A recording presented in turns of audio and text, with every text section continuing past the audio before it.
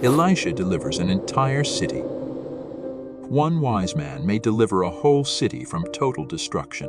One good man may be the means of safety to thousands of other men.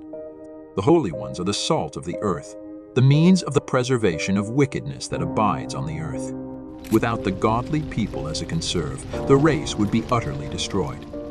In the city of Samaria there dwelt a righteous man. His name was Elijah, and he was the servant of the Lord. Righteous judgment was almost altogether extinct in the court.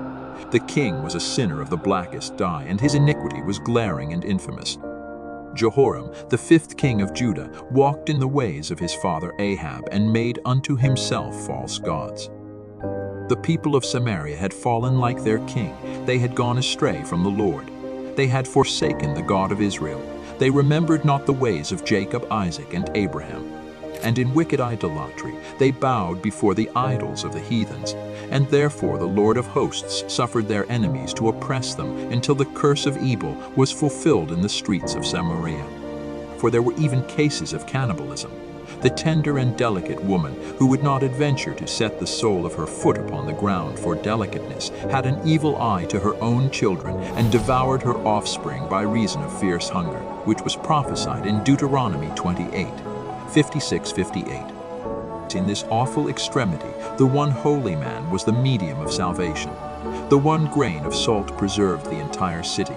The one warrior for God was the means of the deliverance of the whole beleaguered multitude.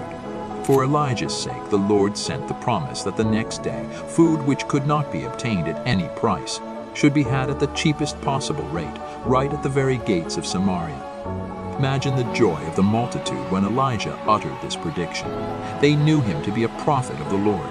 He had divine credentials. All his past prophecies had been fulfilled. They knew that he was a man sent by God and that he carried God's message. And Elijah is not the only one who preserved a city through his righteousness.